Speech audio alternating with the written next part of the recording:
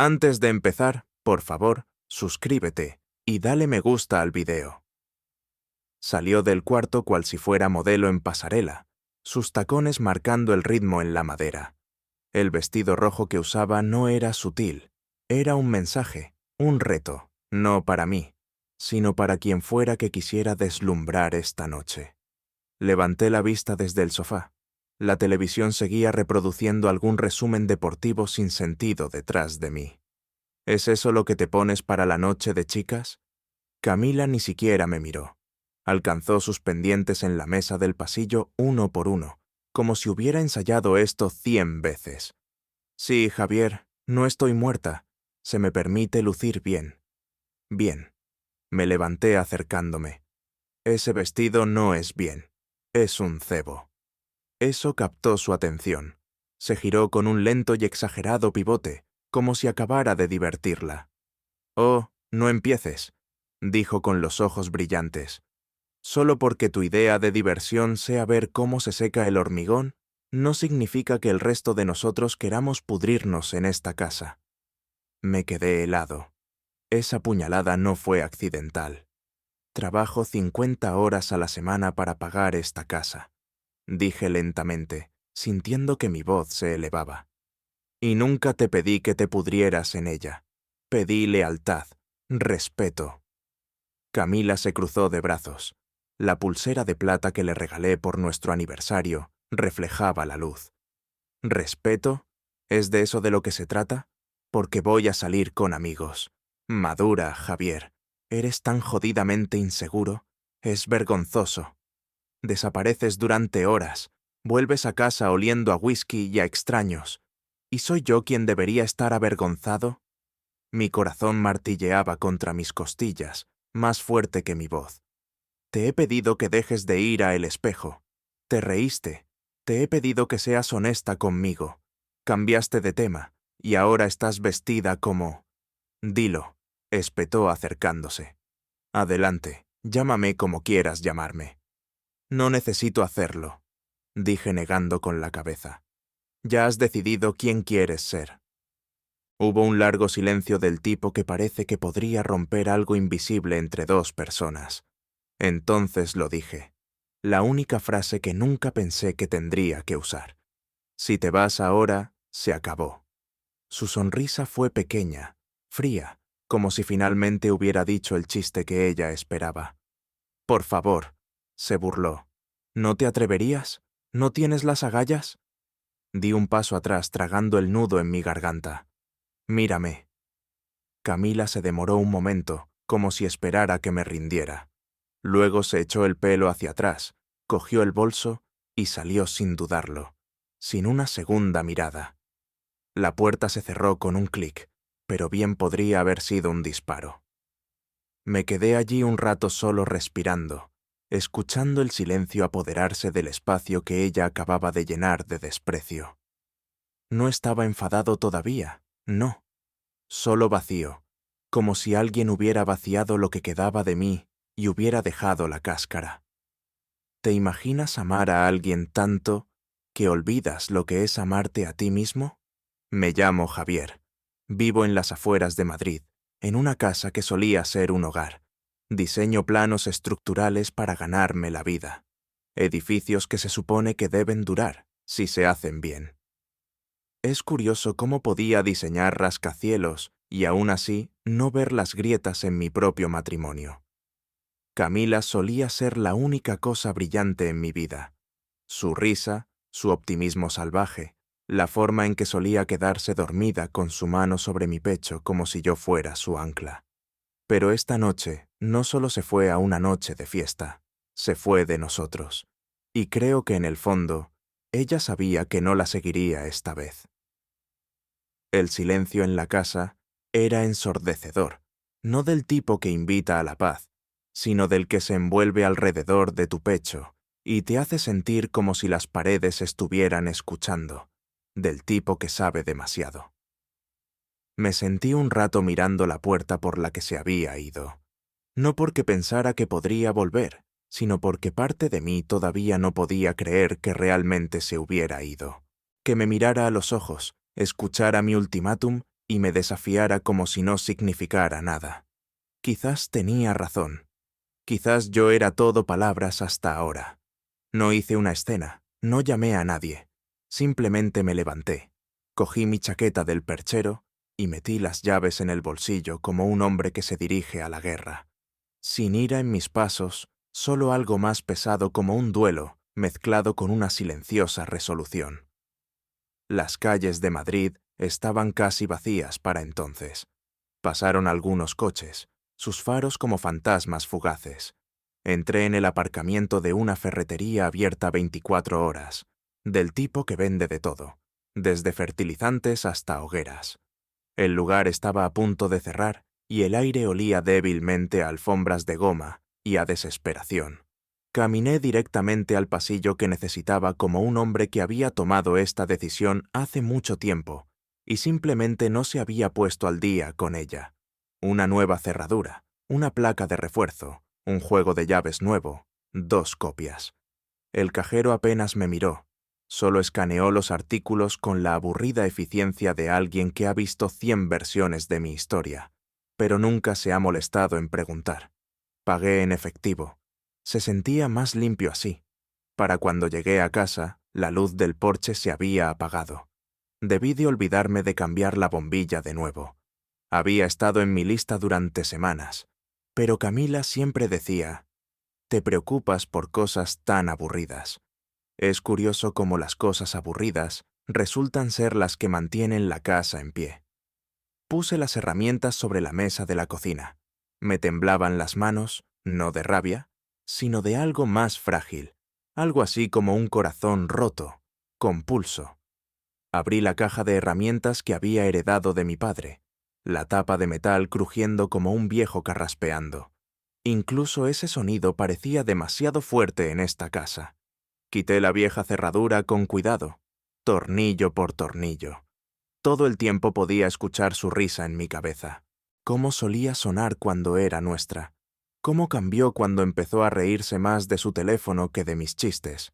Intenté ignorarlo, pero estaba alojado en mi cráneo como una astilla que no puedes sacar. La nueva cerradura encajó en su sitio más rápido de lo que esperaba, casi demasiado rápido, como si quisiera estar allí, como si la propia casa estuviera cansada de esperar a que me despertara. Cuando giré la llave y escuché ese agudo clic del cerrojo deslizándose, me quedé allí un momento con la mano todavía en el pomo de la puerta. Ahí estaba hecho, sin fuegos artificiales, sin truenos, solo una puerta cerrada entre lo que había sido y lo que vendría. Me serví un vaso de agua, pero apenas lo toqué. La lámpara del salón proyectaba un pálido círculo de luz sobre la alfombra, y me senté en el borde del sofá, medio en sombra, medio iluminado. No estaba orgulloso, no estaba satisfecho, simplemente me sentía acabado. Acabado de perseguir a una mujer que corría hacia todo lo que no era yo. Acabado de esperar en la puerta como un perro, esperando que me dejaran volver a entrar en un edificio en llamas. No era venganza, no era un castigo, era un límite, una línea silenciosa trazada no con ira, sino con supervivencia. Se había ido y por primera vez me di cuenta de que no tenía que esperar a que volviera. Podía elegir no volver a abrir esa puerta. El sofá no ofrecía sueño, ofrecía una pausa. Me estiré en él de todos modos. Cogí la vieja manta que Camila una vez dijo que desentonaba con todo. No me importaba. Ya no intentaba impresionar a nadie. La habitación estaba en penumbra, iluminada solo por la lámpara de la esquina y el suave resplandor azul del reloj digital en la pared. 2:13 a.m. El tiempo no importaba, pero seguía avanzando como si se burlara de mí por seguir despierto. Cada crujido de la casa sonaba más fuerte esa noche. El zumbido del frigorífico, el débil tic-tac del termostato, el viento rozando los cristales de las ventanas como un extraño pidiendo entrar, y debajo de todo, su risa, no real, pero tan vívida en mi memoria, que casi miré por encima del hombro para verla acurrucada en la alfombra, viendo alguna película tonta y lanzando palomitas al aire. Solía amar ese sonido. Ahora era un fantasma que no podía exorcizar. Se repetía en mi cabeza su risa cuando dije, «Si te vas ahora, se acabó». Esa sonrisa burlona, ese giro despectivo de su talón.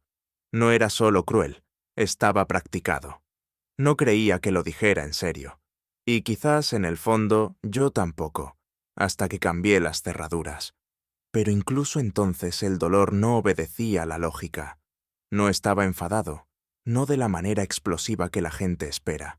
Estaba vacío, como si ella hubiera metido la mano en mi pecho y hubiera sacado la última esperanza que no sabía que todavía tenía. ¿Qué tipo de amor sobrevive a la burla? ¿Qué tipo de matrimonio se encoge bajo las luces de un club nocturno? Miré al techo repasando meses de señales perdidas, llegadas tardías a casa, un perfume nuevo que nunca solía usar, mensajes de texto vigilados que ella descartaba con esa frase. Es solo Carla. Relájate. ¿Carla? ¿Quién? ¿Sabes qué es peor que te mientan? Verte a ti mismo creyéndolo. Construimos esta vida juntos. Elegimos esta casa porque tenía una higuera en el patio trasero que según ella se parecía a la que tenía su abuela. Pintamos estas paredes juntos. Todavía recuerdo la forma en que me manchó una línea de pintura azul en la mejilla y se rió como una niña. ¿Esa versión de Camila seguía ahí dentro en alguna parte o había cambiado a la mujer que amaba por alguien que veía el amor como una jaula y la libertad en luces de neón y cumplidos de extraños? No estaba seguro de qué dolía más, lo que ella hizo o lo que yo dejé pasar. Los minutos pasaron, luego las horas. No dormí, no me moví. Simplemente me senté con el silencioso duelo de un hombre, viendo los créditos finales de una película que una vez creyó que nunca terminaría. El amanecer comenzó a filtrarse a través de las persianas. Una luz gris pálida, implacable, se derramó sobre la mesa de café destacando el frasco de aspirinas sin abrir, un cargador de teléfono roto, las llaves de las cerraduras que ella ya no usaría. Debería haberme sentido victorioso. Pero aquí no había ganador, solo alguien que finalmente entendió que el amor sin confianza es solo una bonita prisión. ¿Qué pasa cuando la persona por la que recibirías una bala es la que sostiene el arma? Ese pensamiento golpeó más fuerte de lo que esperaba, y se quedó. Para cuando el cielo se tiñó de rosa, todavía estaba en ese sofá, mis ojos secos por la falta de sueño, mi corazón atrapado en algún lugar entre el dolor y la reconstrucción. Ella volvería. Por supuesto que lo haría. Probaría la puerta, buscaría las llaves. Tal vez se reiría al principio, pero la risa no funcionaría esta vez, porque yo ya no estaba al otro lado de esa puerta esperando para perdonar. Estaba esperando para ver quién era ella realmente cuando las cerraduras ya no giraran para ella. Exactamente a las 6:41. Llegó el sonido, un tintineo de llaves, luego un clic metálico, otro, luego más fuerte, más rápido. El sonido de alguien que esperaba que una puerta se abriera y no podía entender por qué no lo hacía. Yo ya estaba despierto, si se puede llamar así, todavía en el sofá, en la misma posición en la que había pasado toda la noche. No me moví cuando la oí al principio.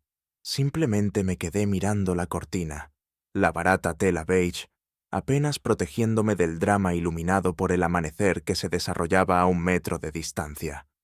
Más forcejeos, luego el golpe. No fue uno suave. «¡Javier!», llegó su voz aguda y molesta, como si estuviera siendo incomodada. «¿Qué le pasa a la cerradura?».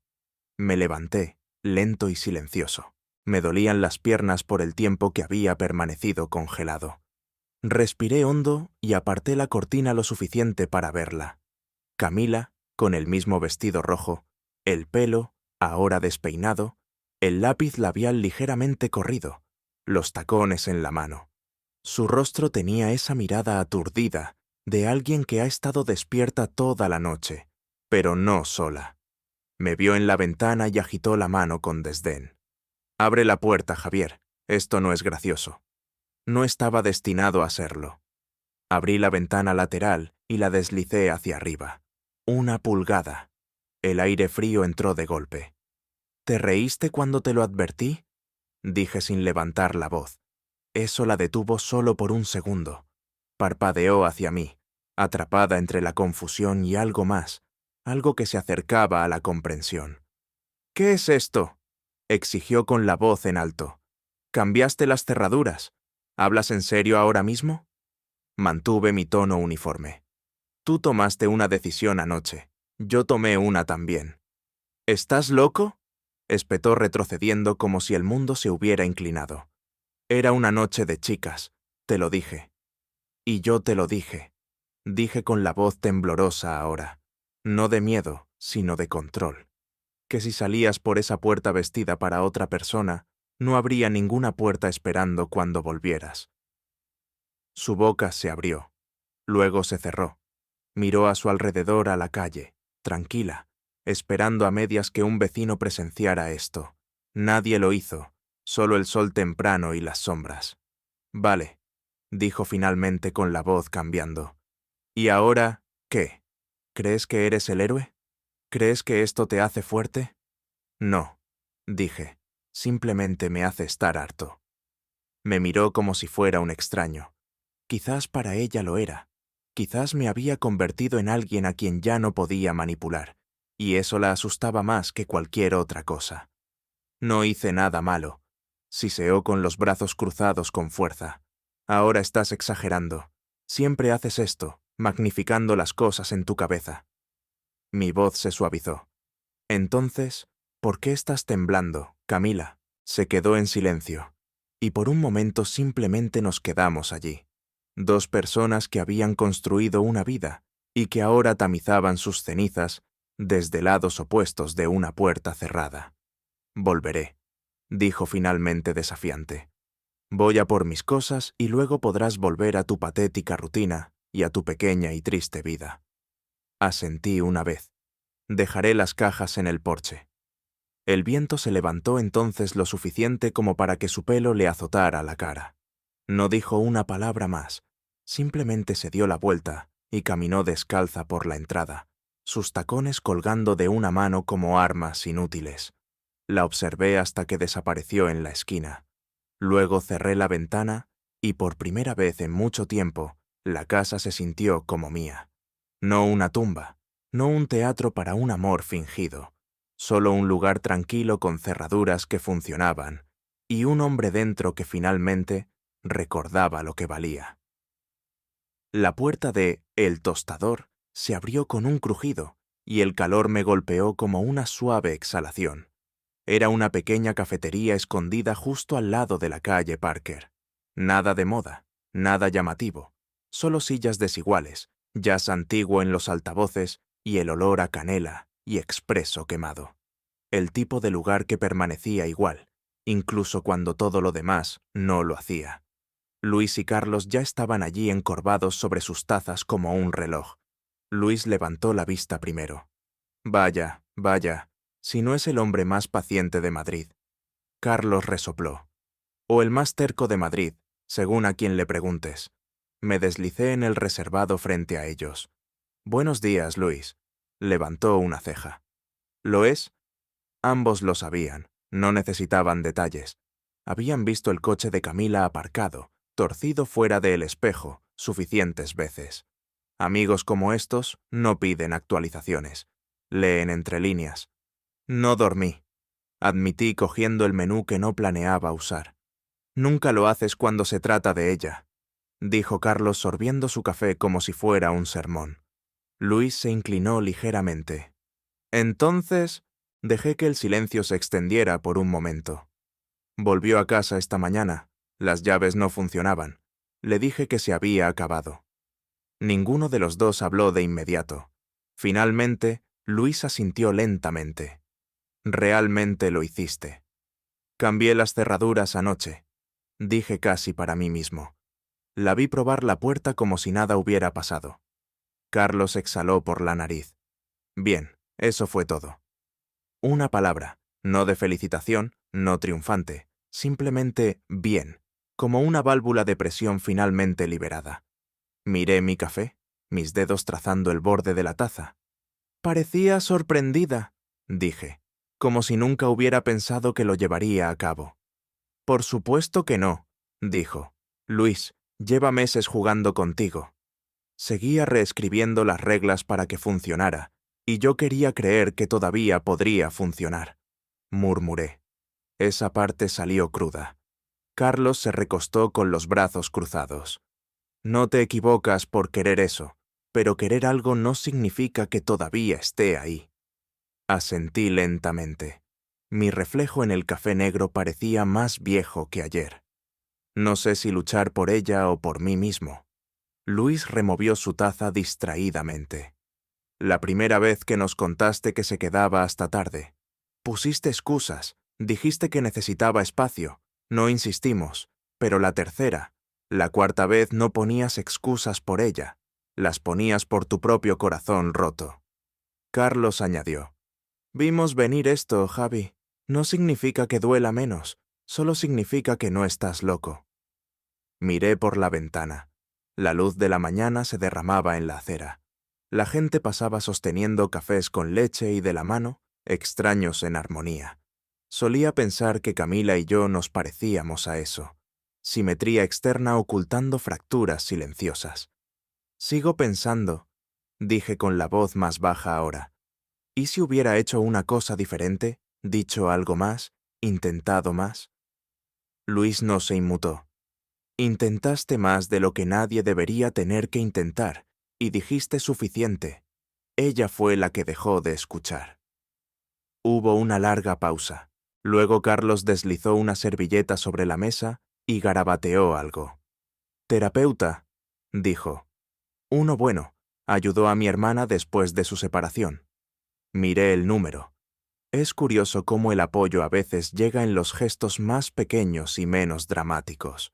Doblé la servilleta, la metí en mi cartera. Gracias, dije. Carlos me dio una palmada en el hombro. No estamos aquí para los agradecimientos. Estamos aquí para que no te sientes en esa casa pensando que estás solo. Bebió su taza. Por saber cuándo es suficiente. No levanté la mía de inmediato. Aún no estaba listo para brindar por el final de nada, pero lo hice, y por primera vez desde que Camila se fue, me permití exhalar. No como un marido que había fracasado, sino como un hombre que finalmente se eligió a sí mismo por encima de la ilusión de algo que ya se había desvanecido. Elegí el embarcadero, por una razón. Tranquilo, pintoresco, terreno neutral, el tipo de lugar donde el mundo parece pacífico, incluso cuando tus entrañas se están desgarrando. Camila llegó 10 minutos tarde. Siempre le gustó hacer una entrada, incluso cuando la habitación solo me contenía a mí. Llevaba gafas de sol, aunque el cielo estaba nublado y se sentó sin decir una palabra. El lago brillaba detrás de ella, suaves ondas en constante movimiento. Solía pensar que ella era así, siempre en movimiento, sin asentarse nunca. No estaba seguro de que vendrías, dije tratando de sonar casual. Camila se quitó las gafas y las dejó junto a su vaso de agua. Sus ojos estaban inyectados en sangre, but illegibles. Cambiaste las cerraduras, dijo seca. Y tú ignoraste lo que dije.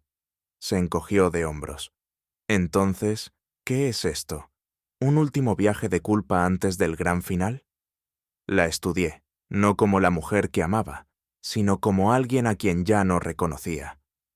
No estoy aquí para pelear. Pensé que quizás necesitábamos claridad.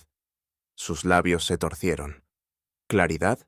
Repitió como si la palabra supiera extraña. No debería haber cambiado las cerraduras sin hablar contigo, admití, pero no podía seguir viviendo en el limbo que construiste para nosotros. Camila miró más allá de mí hacia el agua. Siempre te gustó arreglar las cosas, incluso cuando ya estaban rotas. Esperé. Dejé que el silencio colgara entre nosotros como niebla. Finalmente dije, ¿hay alguien más? Su mirada no vaciló. Sí. Sin drama, sin demora, solo una sílaba limpia y afilada. Aterrizó como un cuchillo. Abrí la boca, pero no salió nada. Todas las preguntas que había ensayado se disolvieron en la verdad sentada frente a mí. ¿Desde cuándo? Pregunté sin reconocer siquiera mi propia voz. El tiempo suficiente, dijo mirándome de nuevo. El tiempo suficiente para saber que no es solo tu culpa, Javier. Asentí lentamente, no porque estuviera de acuerdo, sino porque no podía confiar en mí mismo para hablar. Siempre necesitabas todo estable, predecible, continuó. Nunca me preguntaste si era feliz. Simplemente asumiste que el matrimonio significaba permanencia. Y tú asumiste que el matrimonio significaba escapar, dije, mi voz finalmente alcanzando el momento. Su mandíbula se tensó. No vine aquí para ser juzgada. Entonces, ¿para qué viniste, Camila? Pregunté. ¿Para el cierre, la redención o para retorcer el cuchillo una última vez? Parecía cansada ahora, no triste, solo vacía. Vine porque me lo pediste. Me recosté en mi silla, las lamas de madera presionando contra mi espalda. Entonces, aquí está la verdad. Quería escucharlo de ti, no de rumores, no de mis propias sospechas. Hice una pausa, pero ahora que lo tengo, creo que finalmente puedo dejar de hacer preguntas. Camila me miró fijamente buscando alguna reacción. Tal vez un colapso, tal vez furia. En su lugar me levanté. Pagaré el almuerzo, dije en voz baja. Es lo menos que puedo hacer por la versión de nosotros que una vez significó algo. No me detuvo mientras me alejaba. El lago detrás de ella brillaba a la luz de la mañana tardía, pero nada de él reflejaba quién solía ser. Y quizás ese fue el verdadero final. Tampoco dormí esa noche, pero no fue el duelo lo que me mantuvo despierto. Fue la planificación. Había una extraña calma en ello, del tipo que se asienta sobre ti después de la devastación, como estar en el centro de una casa quemada y darte cuenta de que no queda más fuego del que huir. Las palabras de Camila resonaban en los rincones de mi mente. Sí, había dicho cuando le pregunté si había alguien más, sin dudarlo, sin disculparse, solo con certeza. Y con esa única respuesta, algo en mí encajó en su lugar. A las 7:05 M ya estaba duchado y vestido, sentado a la mesa de la cocina con mi portátil abierto y el café frío a mi lado. Saqué la información de contacto que no había tocado en años. Ricardo Salas, abogado de familia, era el tipo de hombre que no desperdiciaba palabras. De la vieja escuela, sin tonterías. Me había ayudado a redactar un acuerdo prenupcial hace 5 años, cuando Camila y yo estábamos enamorados, pero cautelosos. Cuando ella lo llamó paranoico y yo lo llamé responsable. Ambos lo habíamos firmado con risas nerviosas y una botella de vino, prometiendo que nunca lo necesitaríamos, pero siempre había creído en los peores escenarios. Y ahora, aquí estábamos. Marqué. Salas contestó a la segunda sonería. Javier Fuentes, dijo sin necesidad de un hola. No esperaba saber de ti a menos que Madrid se derrumbara. Logré una risa seca. Se siente lo suficientemente cerca. ¿Llamas para un repaso del contrato? Dudé. Llamo porque es hora. Hubo una breve pausa en su extremo, luego el suave crujido de papeles. Buenas noticias para ti, malas para ella, dijo con la voz plana como el granito. Ese prenupcial era hermético. Lo redactaste cuando todavía tenías la cabeza en su sitio. No lo redacté para hacerle daño, dije. No, respondió. Lo redactaste para proteger la versión de ti mismo que algún día podría necesitar protección. Parece que ese día ha llegado. Tragué saliva. Ha admitido estar viendo a alguien más. ¿Lo grabaste? No, pero estoy trabajando en ello. Entonces es hora de construir el caso. Ven mañana, trae lo que tengas. Ya está en terreno resbaladizo. Un paso más y se rompe. Colgamos después de la logística. Sin simpatía innecesaria, solo estrategia. Me recosté en la silla y miré por la ventana. La higuera del patio trasero había comenzado a ponerse marrón. Camila siempre decía que la podaría, pero nunca lo hizo. Ahora sus ramas se extendían salvajes como si no supiera dónde dejar de crecer. Esa tarde saqué el acuerdo prenupcial de la caja ignífuga debajo de nuestra cama. No había abierto esa cosa en años. El sobre todavía estaba sellado, todavía etiquetado con su letra.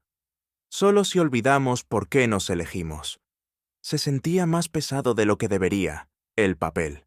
Lo abrí y releí cada línea, cada cláusula, cada y sí, que una vez esperé que nunca pusiéramos a prueba. Cláusula 14. La infidelidad anula las reclamaciones de pensión alimenticia o de propiedad compartida más allá de la residencia principal. Cláusula 21.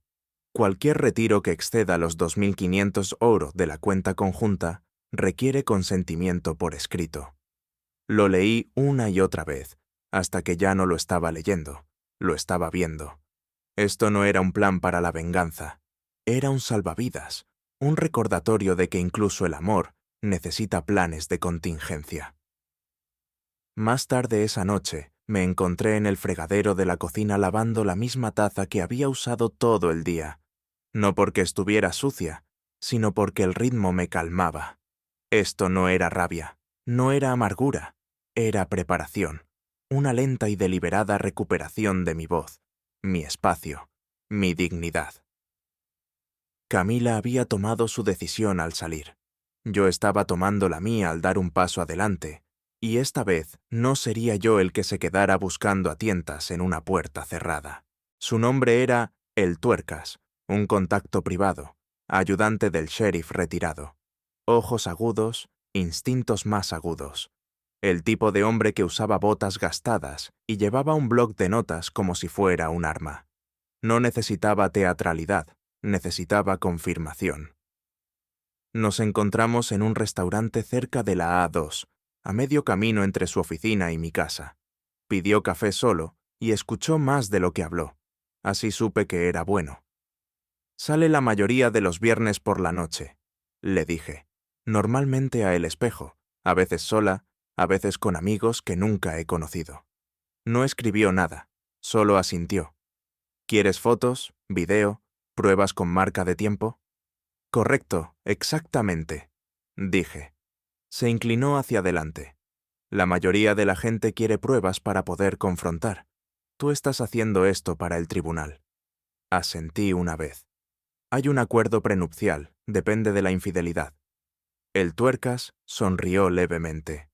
Entonces, hagámoslo hermético. Los siguientes 3 días fueron una especie de tortura silenciosa. No porque dudara de lo que encontraría, sino porque sabía que lo encontraría. Cada hora que pasaba, añadía peso a una verdad que ya no temía. Solo necesitaba tenerla en mis manos. Me mantuve ocupado. Trabajo, limpieza de la casa, reorganización de armarios que no había abierto en años. Pero por la noche me sentaba en el sofá, con el teléfono sobre la mesa, esperando que se iluminara, y finalmente al 4.º día lo hizo. El Tuercas me envió un mensaje de texto con una hora, un lugar y una palabra. Confirmado. Nos encontramos en su oficina a la mañana siguiente.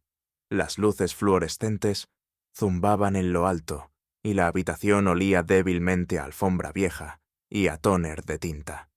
Deslizó una carpeta de manila sobre el escritorio. La seguí el martes por la noche, dijo. A El Espejo por un rato. Luego se subió a un viaje compartido sola y terminó aquí. Tocó la foto, un salón de puros en el centro, exclusivo, privado.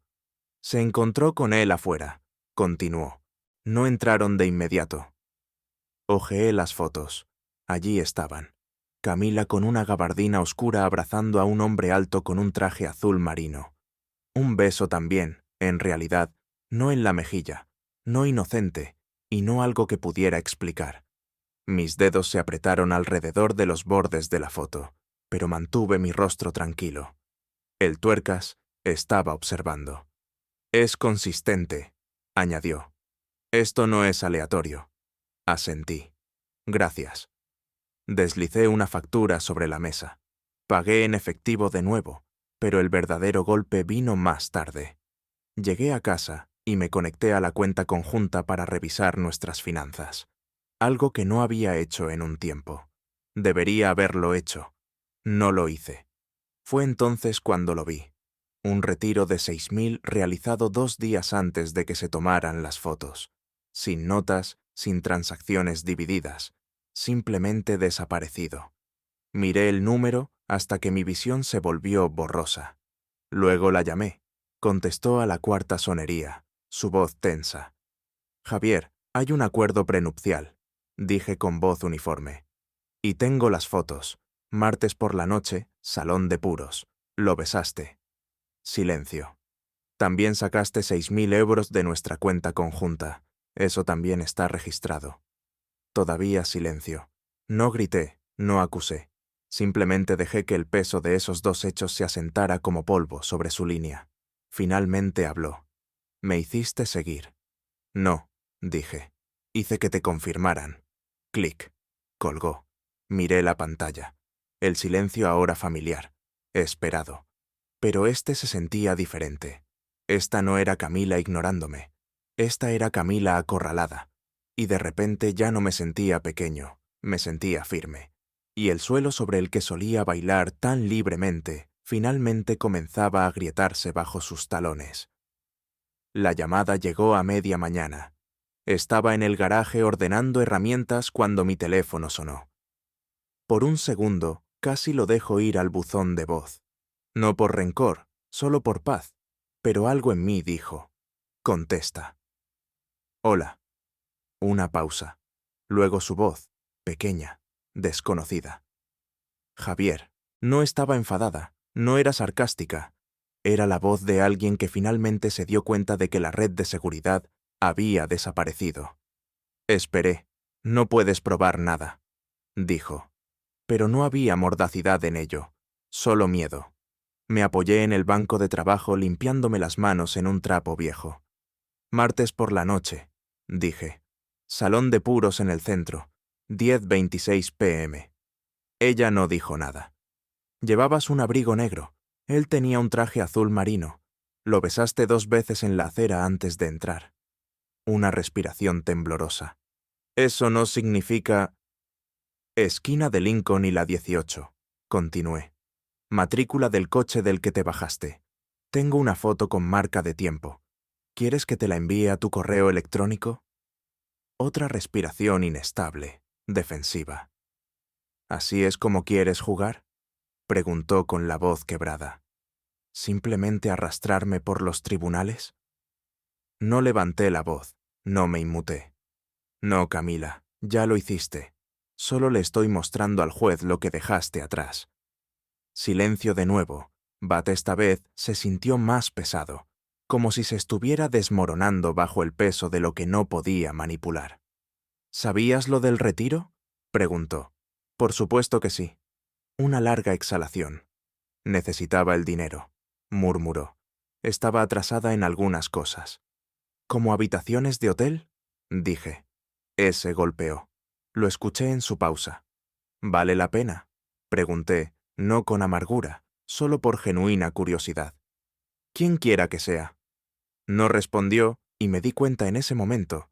Tal vez ella misma no sabía la respuesta. «Tuviste oportunidades», dije. «Te rogué que hablaras, que volvieras a casa, que dejaras de elegir a extraños en lugar de la estabilidad. Te reíste». «No sabía que lo decías en serio», susurró. «Y sí», dije en voz baja. «Eso es lo que nunca entendiste. El silencio no es debilidad, es preparación».